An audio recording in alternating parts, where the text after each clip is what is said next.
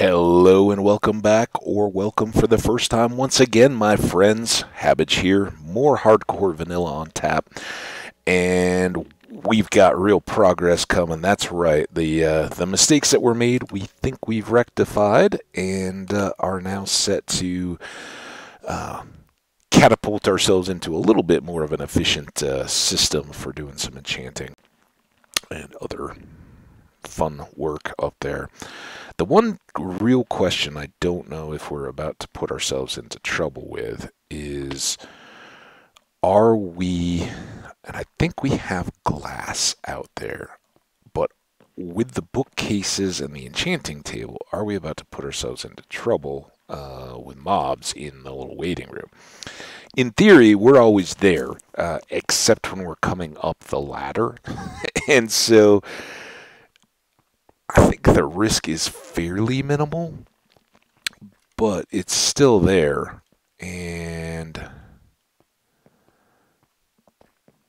I don't know how much we can negate that. The reason I said the glass is perhaps we can put panels out across the tops of the bookshelves, just make a ring. That's my thought.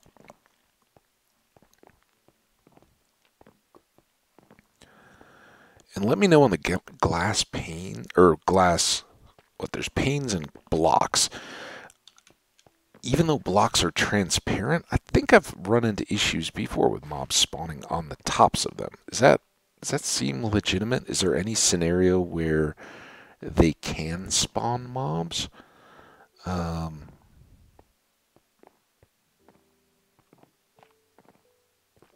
I can't remember. I seem to recall, predating any recorded worlds or anything like that, that I'd made like some glass walls or something like that, and on the tops of them I had things that were dropping on me. Alright. We'll figure. Oh, wait. Is the glass down here?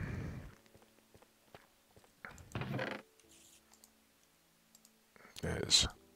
Can carpet help? I don't know. Let's bring it up and find out.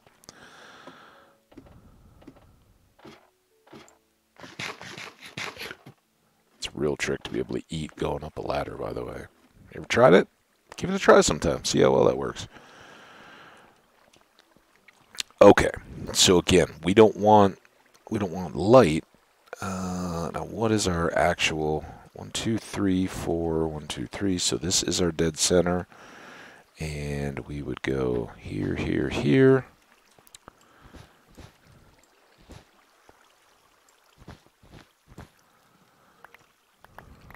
Get all those up.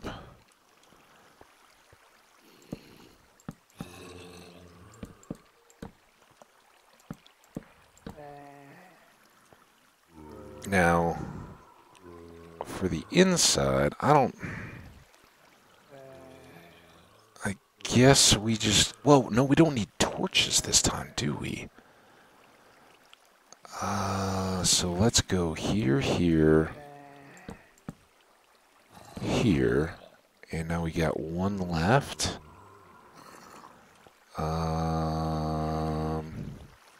Which side do we want to be the lopsided side? I guess here. I don't know. Okay, now this is the part that I am a little worried about. First off, well, first let's get the table down. So no illumination, that's good. Anytime y'all want to. Maybe we just can't see the little things because it's too dark. Let's say that's that. So now, best scenario would be we can... Oh, how about that? It's just like a little wintry wonderland in here. Perfect. Well, that's awesome. So now we have the setup for enchanting. Hang on, give me 1 second, guys. I apologize. I'll explain in a second. Just like that.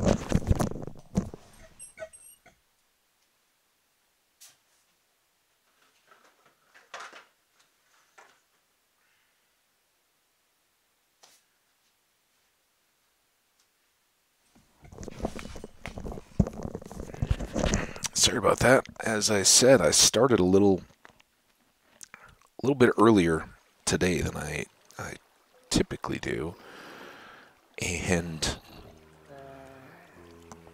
the blinds, as I've said, I have kind of like it's like a thin blanket sheet kind of thing that I hang over the leveler blinds in my room because there's the holes for the strings and everything, and I face straight south. So when I'm trying to play, especially in a dark room like this, the glare can get tough even with the blinds closed. So I kind of just have an extra. Oh, I'm falling down the ladder. Get tough to see, and that was definitely happening. Now,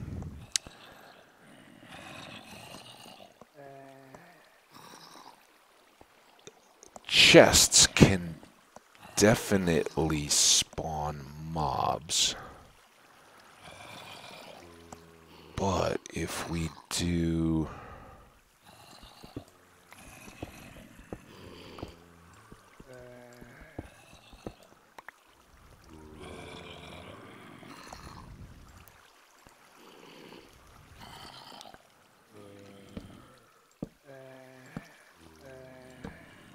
those two, we should be good. Even mini zombies require 2 blocks high to spawn. They won't spawn in just a single high hole. So that should give us some setup there. Same thing can be done with our anvil.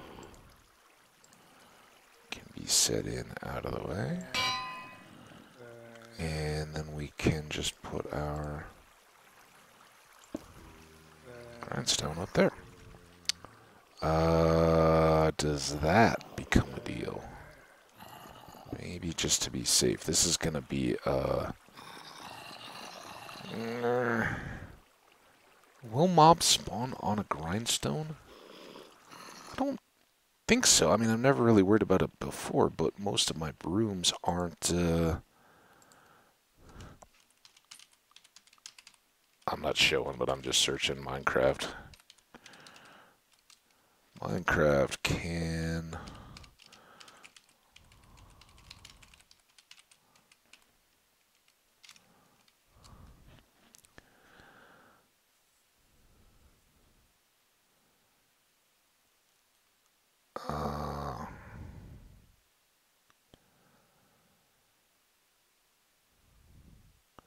I don't think this is going to say, if I look at the official wiki on the grindstone, there's like a zillion hits for what blocks can mobs spawn on and all that. I don't want to go through a full list. I just want to see. Crafting usage. One on chest.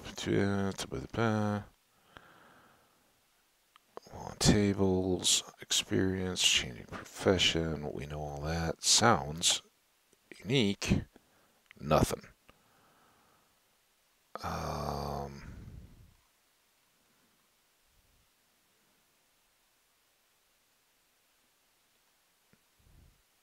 Stackable blast. Hardness. Luminant? No. Transparent. Yeah. Oh, transparent.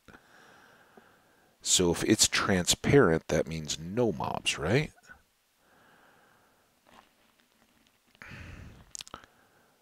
Opacity, da da da.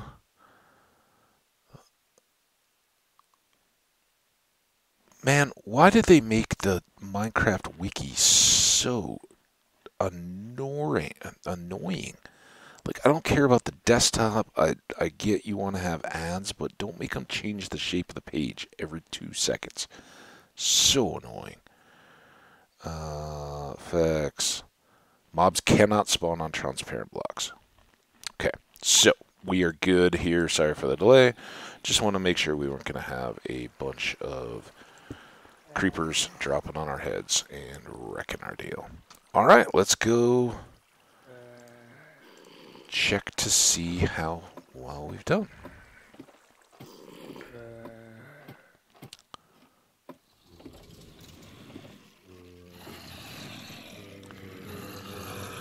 And what wonderful thing up there did I forget?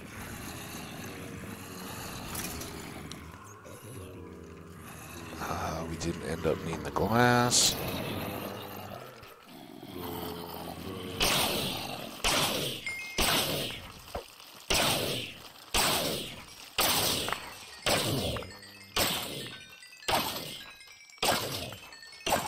Ooh, somebody's got some diamond pants.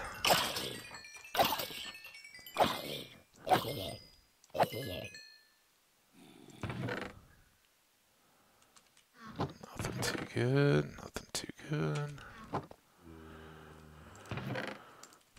Need that. 29, a little short. So we did all that with without too much delay. Aside from me trying to figure out if I was going to have mobs dropping on my head. The only other one I don't know 100% is the enchanting table itself. But I have to imagine the functionality of such is that it needs to be free. You can't stick it like inside a wall, obviously, and have all the bookcases and stuff going. So I think we're okay. We'll find out if we're not. Now we can do the fun circles around the bookcases.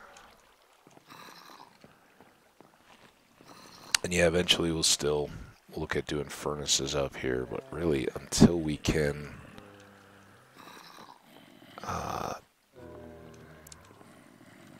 get to the point of grinding a few books, having the levels to do so, we're kind of stuck. Alright, that should be enough for half a level, right? Get down the hole.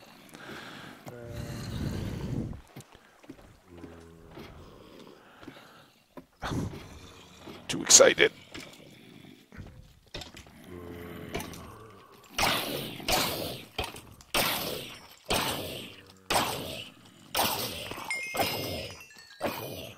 That was the jingle we needed. How much extra junk? Not too much, but let's drop those off.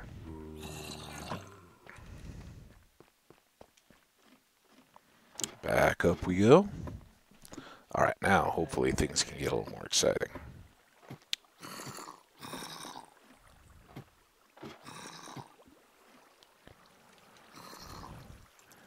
Alright, so doesn't hurt since we're just restarting here to check everything. Make sure we didn't miss an obvious. Not the bow. Oh, and I don't know if we'll even have the same enchantments having moved here.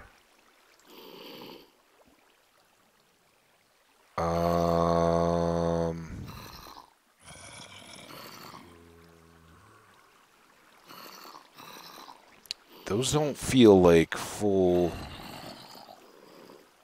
enchantments, do they?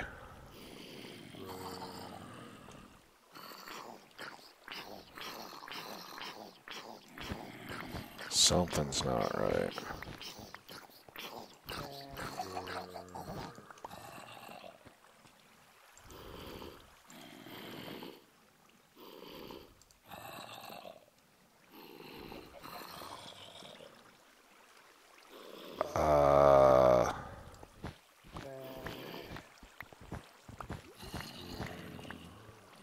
Well, there we go.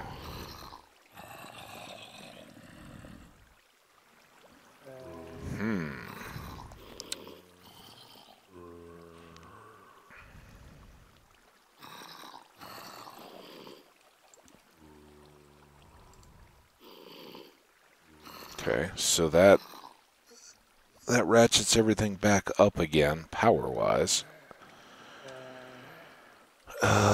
But we have a real dilemma here. Let's...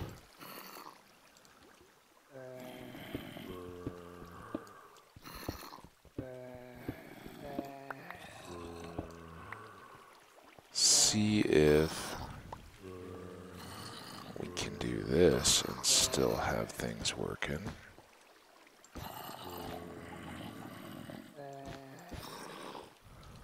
Those still going? Okay, that's good. So now the glass plan may be back in effect.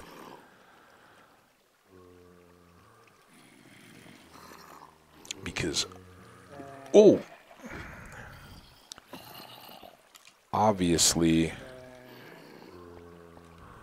well, no, we don't know that these did it, do we? It could have just been those blocks in between. Yeah, those are still going. All right. Much better.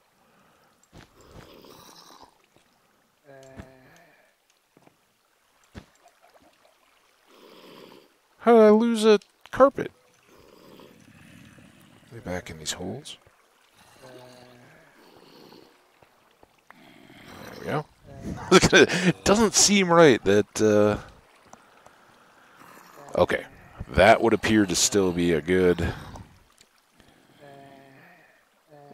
deal, right? So, now the question was, we had efficiency 4, power 4 on a... We can go grab a clean bow if we want it. But I think we want to be building picks before we build bows. So the fingers crossed here is that we get something else in addition to that. At 30, though, that's going to always be kind of our struggle. We're not going to get super enchants. And if that's the case, should we run back down and go for more levels?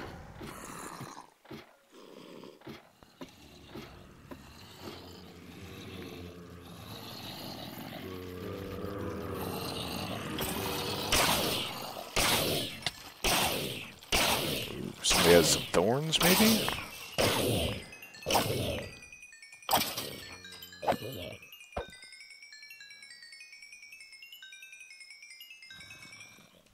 Alright, that's a few.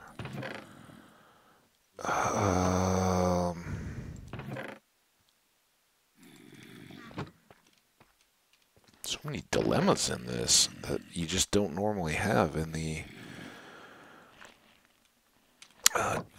darkroom spawner setup.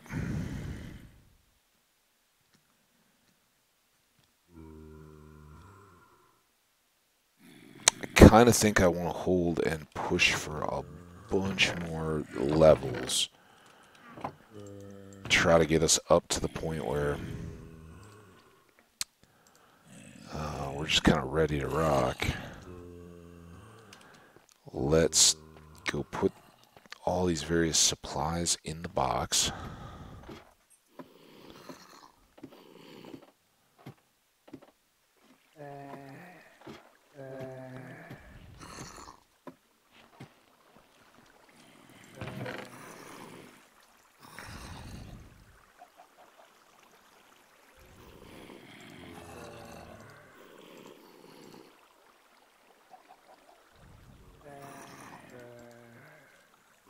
Got the one pick we want to enchant, at least for now.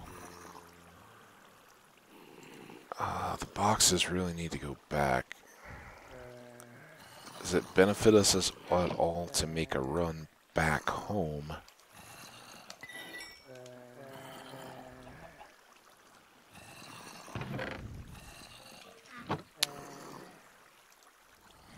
While we're waiting. Kind of a push, but I don't see it. But this does give us one hidden silver opportunity. That is, I never really got to finish the thought I had about, and I still didn't even look it up. Blue Horizon, Blue Origin, whatever the Amazon Jeff Bezos sponsored private space entity is. But you know, it really is something I've kind of been, as a historian, you know, it's what I got my degree in, but not my my profession in any way. But, you know, always been a student of history. And as such, you know, I've always kind of looked back to the explosion of exploration when shipping, you know, the age of wooden sail came to a point where you could conceivably, with backers, buy a ship and load it with cargo and head out wherever you wanted to and go see the world. And so I draw a lot of parallels to something that we've talked about on this channel a lot.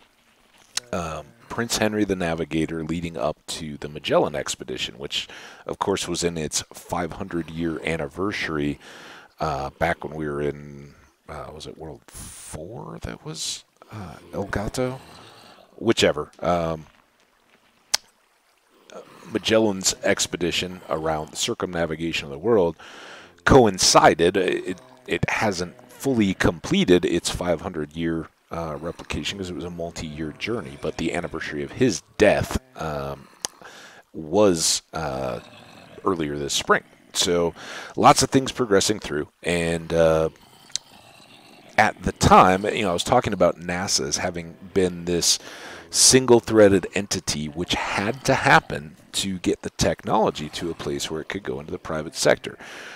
There wasn't a means for, it wasn't like Henry Ford could go, okay, well, I'm going to assembly line space travel, and then everybody can get on. It was beyond that single innovator's ability to make it happen. There's no single one person that can talk about space.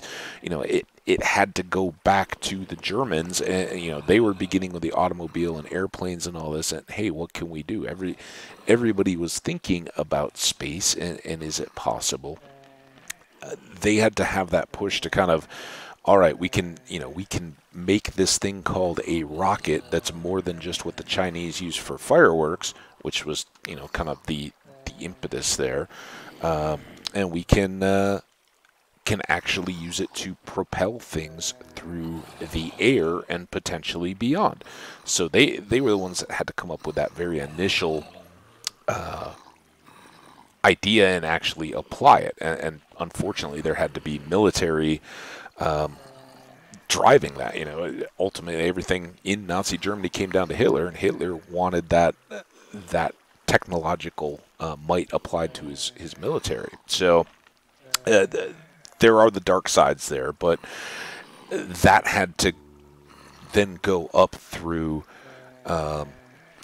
both the Soviet Union and the Allies, specifically, in this case, a lot of American think tank going into applying what they found on the heels of the collapse of Nazi Germany. And both powers went, and both had to be kind of pushing, and having these secret but obvious. You can't hide a rocket launch, really.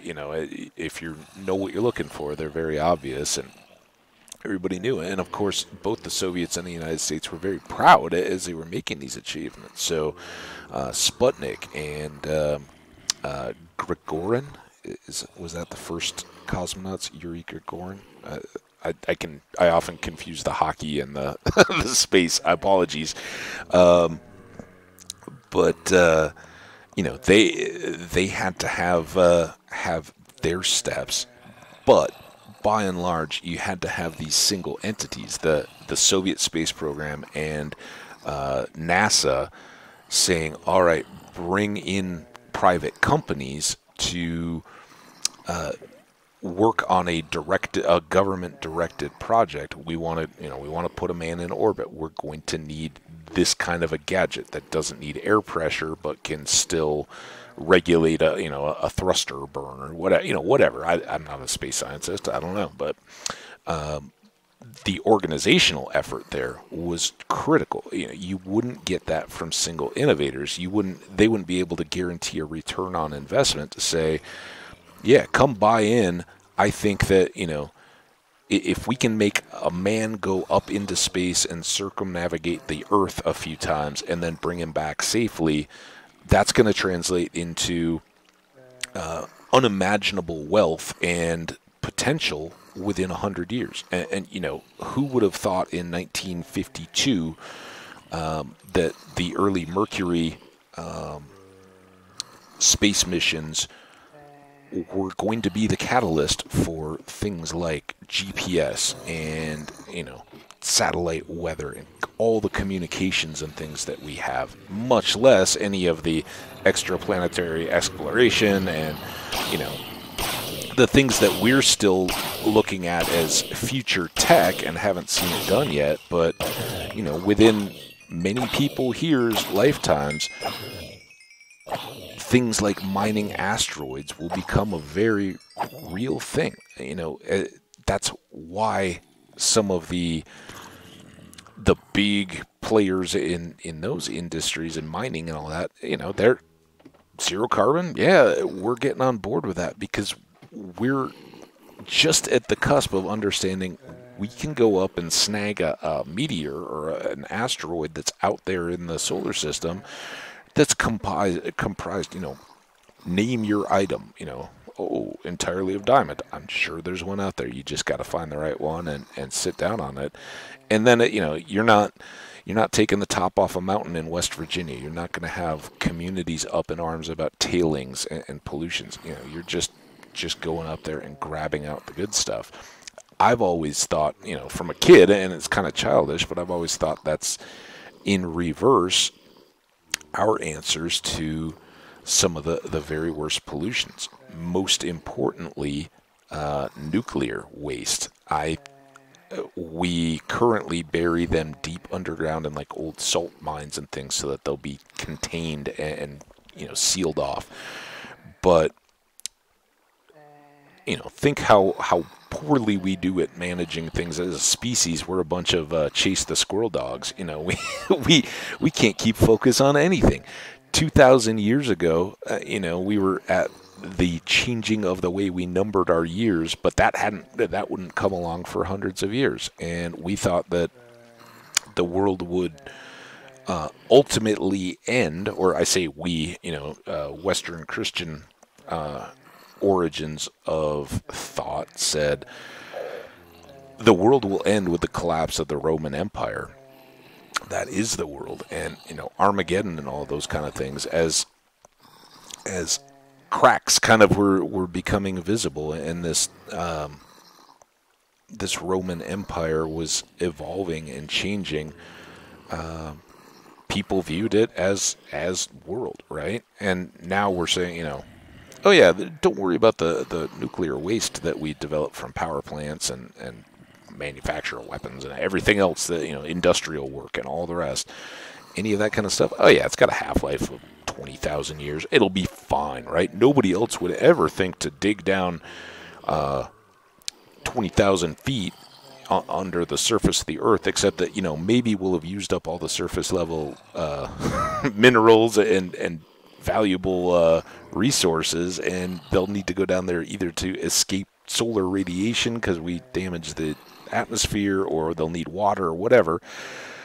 And just because we think that radioactive warning signs that are multinational and clear now make sense, who's to say that hieroglyphs in the pyramids didn't mean the exact same thing? That's where a lot of mummy horror fantasy stuff comes out of. People didn't know what they were writing, what all the curses and things that were meant to keep away grave robbers. Now maybe you figure that out 50, 80 years after the guy dug into the tomb. Well, the same thing could be happening in our old toxic waste dumps that we really don't have an answer to. So I've long thought that just, like we pay people to haul away our food trash and everything from our homes these days, I think there will come a time not too far out when we are gladly paying private entities to take the world's trash, as in the stuff that doesn't get better real soon and is very toxic, off our planet. And do we give it a push towards the sun and just go, all right, yeah, once the radiation coming out of the sun, it makes any of that stuff look laughable. So send your spent fuel rods towards the sun. They'll get incinerated or whatever, pulled into the gravity, and whatever residual radiation, it just comes back out, and our Earth's magnetic field will help protect us from it, and it just goes into the background radiation of the rest of the universe. So I don't know, but between those opportunities and the ideas of asteroid mining and all that, I think what we look back 20 years ago on now and see with the internet, 20 years from now in space, you're going to see the same stuff, because the blueprints are out there, and once you've done it, it becomes very possible to replicate. I mean, look at cars, all that kind of stuff. You can make a very low-priced car when you don't have to reverse anything super crazy to understand what the engineers over at, I'm just picking, I'm not advocating anything, but say Mercedes, right? They made one of the first cars ever. I'm not a super car geek, so I don't know all the exacts, but I know Mercedes-Benz was one of the very first manufacturers of automobiles, well before Ford and the assembly line and everything. But back in we hand make each car, they were a player, and it doesn't take long where their engineering prowess is still elite, top level stuff, to say, okay, well, if you guys can do that, we can see okay, you've got a fuel injector here that takes place of a carburetor. So, wow, that seems like a good idea. We can do something like that. Once it's out there, then other people can replicate, and you can already see it happening in the international nature of space. And politicians right now are trying to say how, there's this new Cold War space race. This is exactly what we were facilitating. Don't let it get too spun or too negative. The ISS and everything else was helping bring other countries' space programs up to the fore. And just because China and some of those are now reaching out and going to the moon or Mars or anywhere else, that's a good thing, and it should be totally expected that we're not, the United States, we, as I say, are not going to have a monopoly on space. Some people would like to think, oh yeah, well, because we were there in the 60s, that's it, it's done. No, we're all humans, we all have a right, but I also think nobody should have that entity. And it's going to be a crazy Wild West kind of time figuring out who gets what in space. What are the rights? Is it like nautical maritime salvage type law? Is it like territorial expansion stuff, like the first person to the moon that has a permanent settlement there, do they get claim on it? If you're not in occupancy, then are you in forfeit of your holdings? What does all that mean, and how many lives will be risked or ventured just to do that? As I think a lot of people understand, it's the poles of the moon, particularly the south pole of the moon. I'm not sure what the advantage is there, but that's the best place for water and other resources on the moon. So in terms of building your human-powered vessels to Mars and everything like that, the south pole of the moon would be the best place to set up your operation to build fueling stations where you can take water and turn it into oxygen and fuel. So I know that that's all up for dispute, but I mean, honestly, so is the world. We live in this tensile peace, and there's plenty of places in the world where if the right kind of value is there, the big boys will move to protect their interests. It doesn't take a lot of looking backwards to see it. In the Middle East with oil, and for Russia, or Ukraine recently, there's lots of examples. And again, I'm not calling out one country or another. I think when interest wins out, then the narrative will change enough to support it for whichever side is like, yeah, we need such and such. So let's go. We can get a little bit out of these pants. Let's do it. And then we can run back down and put the pants and the shirt away. But yeah, I think very quickly, as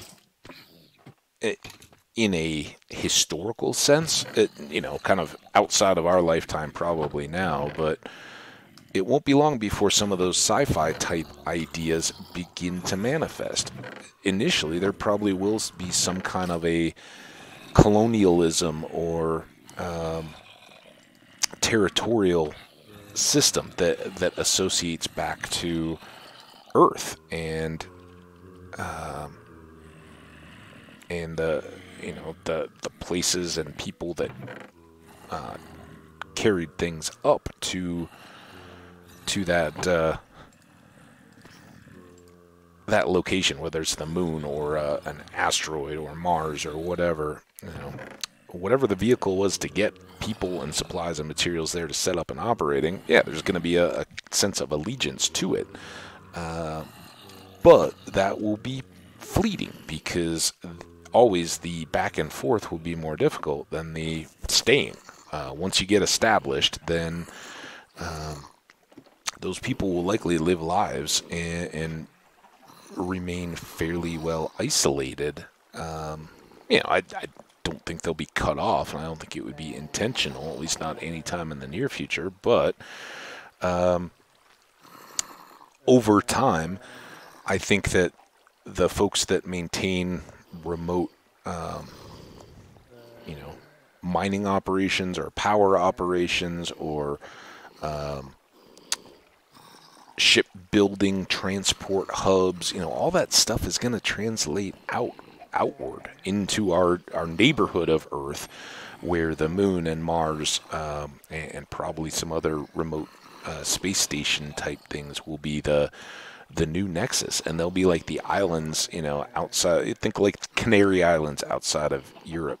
They became a big hub.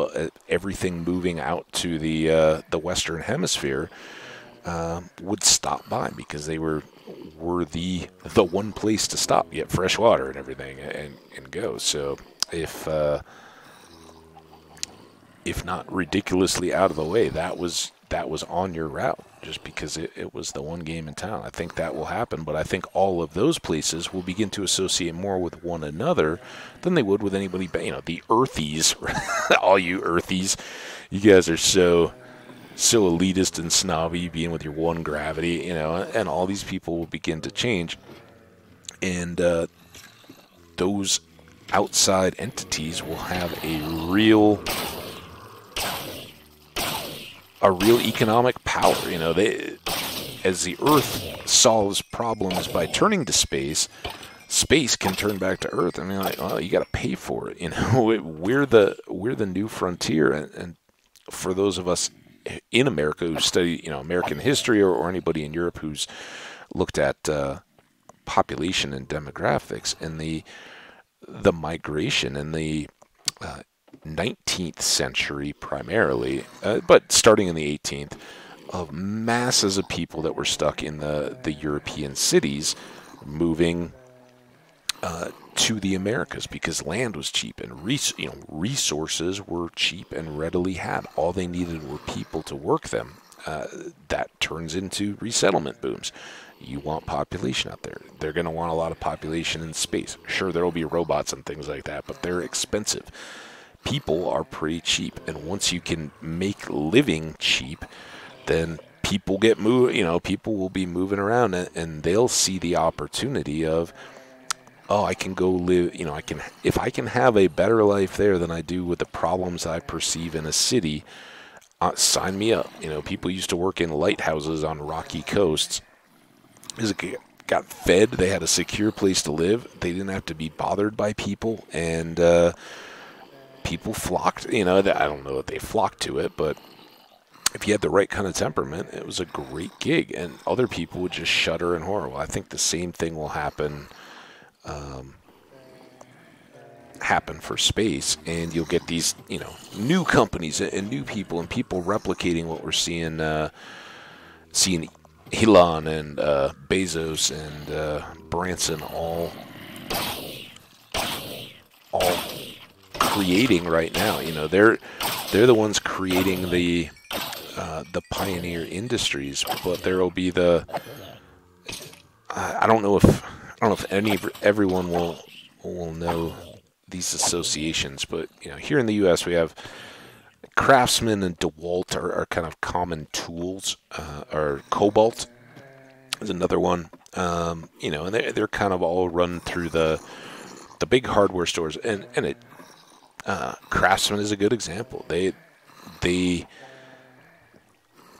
were the flagship brand of Sears stores, and Sears used to be the catalog back in the Great Depression era.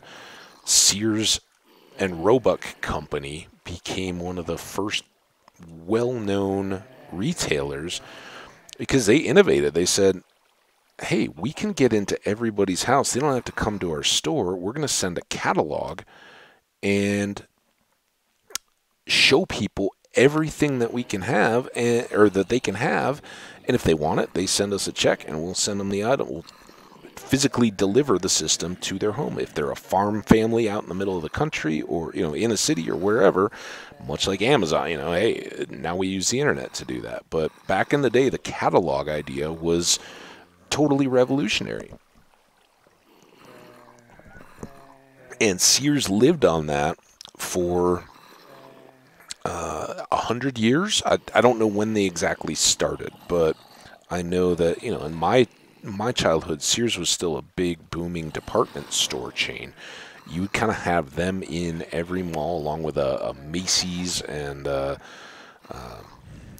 Dayton's, or J.C. Penney, any of those kind of things. And Sears was the one that even in a department store would have appliances and tools and lawnmowers and things like that. It was kind of funky, but that was their niche because they'd grown up on all that. Craftsmen were the tool line that they sold. I don't know if they were directly same company or not, but Craftsman was the lifetime warranted tool. If your wrench snapped, too much torque or anything like that, you got a new wrench. It was just lifetime guarantee. We make the best, and they're simple. They'll be designed well, and if they break, you get a replacement. And in time, places like the Home Depot and Lowe's and dedicated hardware big box chains came along, and not like your old Ace Hardware neighborhood branch independently owned, where they would still do, like a Craftsman or whatever, just because they were also selling all the, a limited stock and volume of all the things you could possibly need. It was kind of the Radio Shack of tools and yard care and house improvement and all that kind of stuff. Well, the big boys came along and said, we can do this cheaper, better, faster by being big and having all your lumber and every possible kind of fixture and fitting and tool. Instead of 2 shovels on the shelf, we'll give you a choice of 20. But to do that, we're going to give you lower prices, and the lower prices mean we're going to have different manufacturers of tools. And so they had their own name brands that came in, and that just opens up this, it doesn't need to be completely lifetime warranted if we're selling it $5 cheaper, and we have a whole bunch of them specifically designed for whatever task you're currently working on. And that worked out perfectly, because odds are you're going to lose that hammer or your kid's gonna take it out and bury it in a tree fort or something like that. You're never gonna see it again. You're gonna end up with new ones for Christmas or whatever, well before they ever wear out. And that was the whole point of the lifetime warranty. You never needed it because either you had the tools all your life and you took good care of them and they lasted just fine, or you lost them. It wasn't that they broke, it was that they didn't get cared for, and they were needed to be replaced that way. So yeah, definitely a cheap model. And so I think with space, it'll be the same deal. You start very high, precisely manufactured, all that kind of stuff. And it's different because human life has a different value on it. But once the model's out there, once a torque wrench is understood, it doesn't take a lot to make it. You have to figure out how to make it that everybody can use the same one. Then it's out there, and everybody's good with it. We need our deals. So let's get back into this before our episode is over. We got up to 43. So now with efficiency 4, I hopefully have a little better chance of getting some bonus enchantments. Hey, just like that. So now it's tough doing it in the dark. Let's grab. Oh, and we need the boots too, so we need to be able to look. We've done so well on the picks. Depth Strider, not the one I'd typically go with. Fortune 3, we don't want that at all. So that's the first pick we just don't care about. So here we go. We'll take. Do we want a Prot 4 book? Probably. Well, yeah, because we do for the helmet anyway, right?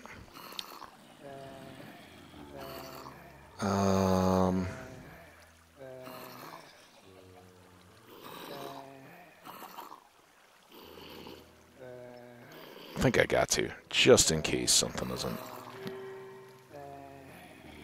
come out right. So we'll save that. Begin the lost book stuff. So now, boots, unbreaking 3. We could possibly do that now. Unbreaking 3 on a pick. Punch 1 on a bow. Or Prot 1.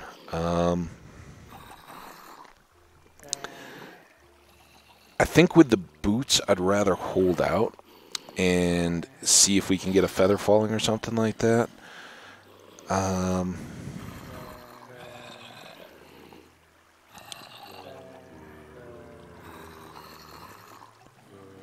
Let's see what this does.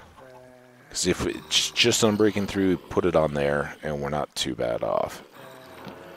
That's all it is. Okay, well, those are now set. We're not going to waste our opportunity here, though. Well, there's still Prot 3. Nothing awesome there. Another unbreaking, and we could force a Silk Touch, but I never want to downgrade. I'd rather just chance it. Unbreaking on a bow. We've already got unbreaking on our bow. I think we're just going to do the one there. Still Prot 3. Efficiency 4, that's a maybe. Strong maybe. Breaking 3 on the bow again. Did we already look at these? Loyalty 3. Certainly hadn't looked at it, but alright. So, new efficiency 4. This will be our last it's garbage. So we'll actually dump that and try to get back our little bit of XP. It gives us just a touch of it. And we can try it again. Much better. Take that all day.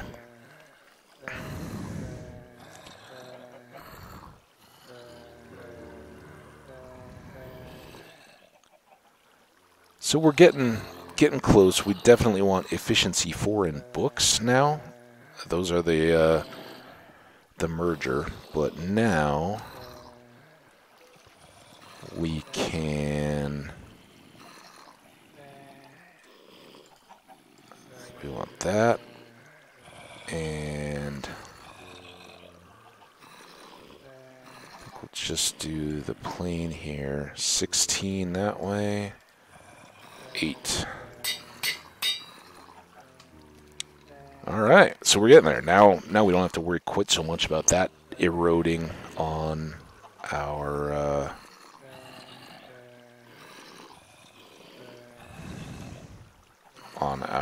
diamonds.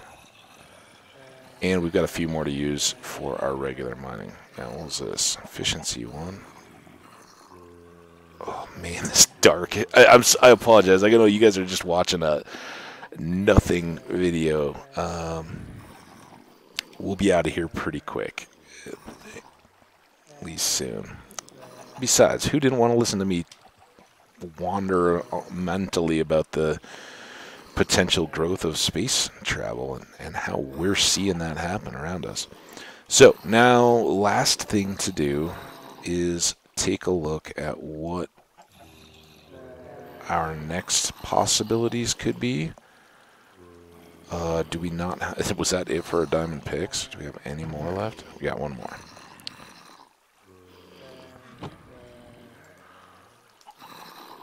They do go quick, so we wouldn't want that.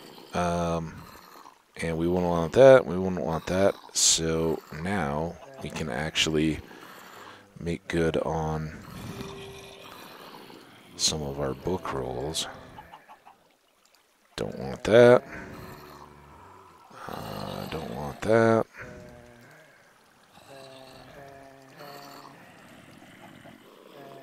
That. Am I missing anything here?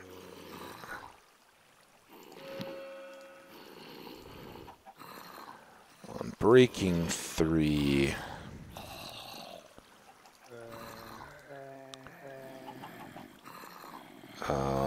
Breaking on the bow.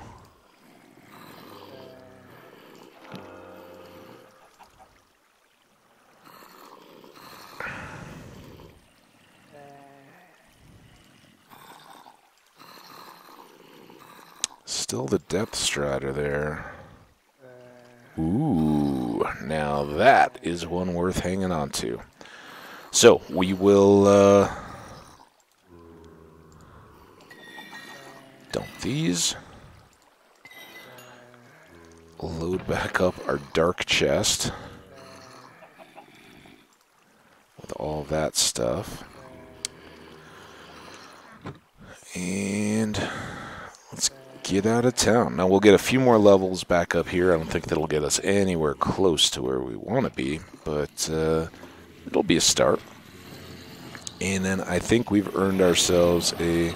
Ooh, let's do a...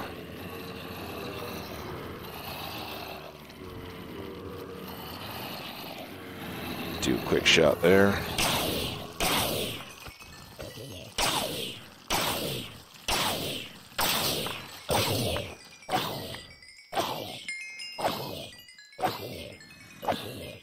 Yeah, so this is why we roll on the books, because we can get back all those levels so quickly that it really only makes sense to use them to look ahead. And as you can see, once you get through enough easy stuff, your options get limited on what you want to take, and then it all speeds up a little bit more. So I think we're getting to that point, and eventually this system won't be so miserable. We don't need to hang on to those. We don't need to hang on to those. Is there anything else in here? Yep, lots of junk. How much of this do we want to deal with? How much time do we have? 5 minutes. All right, let's do the inventory here. Bows. Look at them all.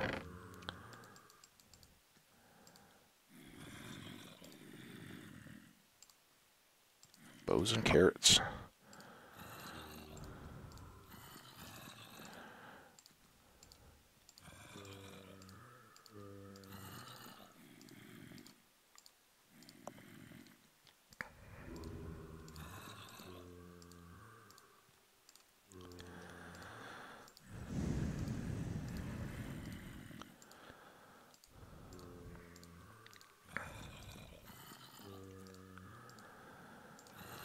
Couple fresh bows and a couple more to give us some XP. Nope.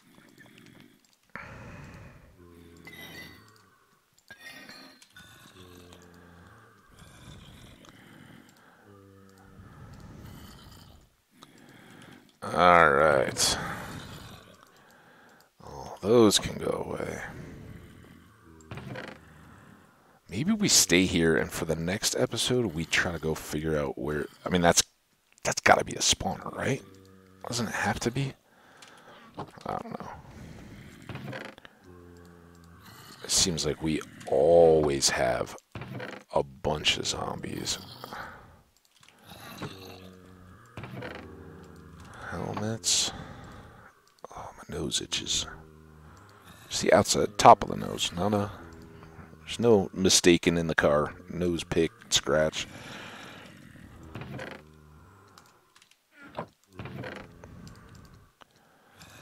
Lots of arrows.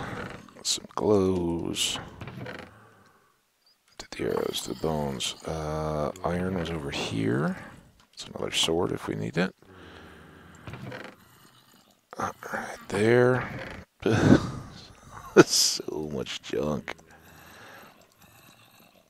This is the nice bit about not having the darkroom spawner, is that you can actually get ahead of all this nonsense. Although, not if you can't do shape and pattern recognition. Glow inks. And then the rest of the... We're going to be almost done with our chainmail sets before we even get that darkroom.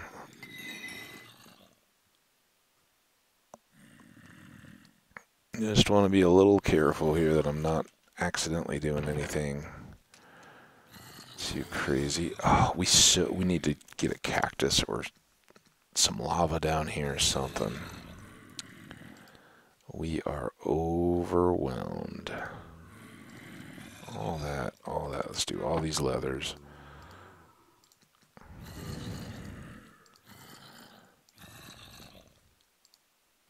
Come on, in the hole. You guys, in the hole.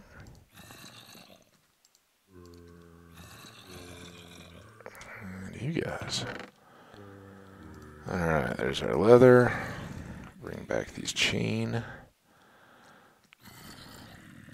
And what else we have? Gold boots. Yeah, we gotta shut them up. Oh my goodness, that is awful. Alright. Everything got a 1 per stack. Except for bows, of course. Alright, well, we are way, way better off than we were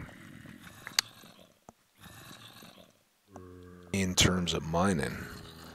And I think we'll try to make some good use of that. Now, how are we doing? 59. Yeah, let's end here. We'll be good. We'll keep it right at an hour.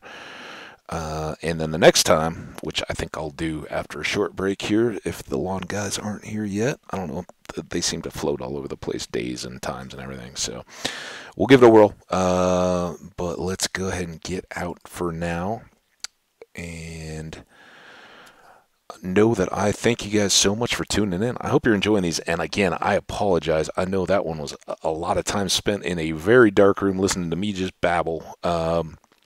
If you're not at this point and missing the end of it because you decided to skip ahead, I don't blame you. That one's just a part of what we need to do, but at least we sped up the process a little bit. Got a lot of those picks done instead of running back and forth. So next time, a little more mining. We still want those diamonds, and we can build the other enchanting table. But we're pretty well set. We can get some infinity on our bow. Not that we need arrow or need to worry about it with arrows now.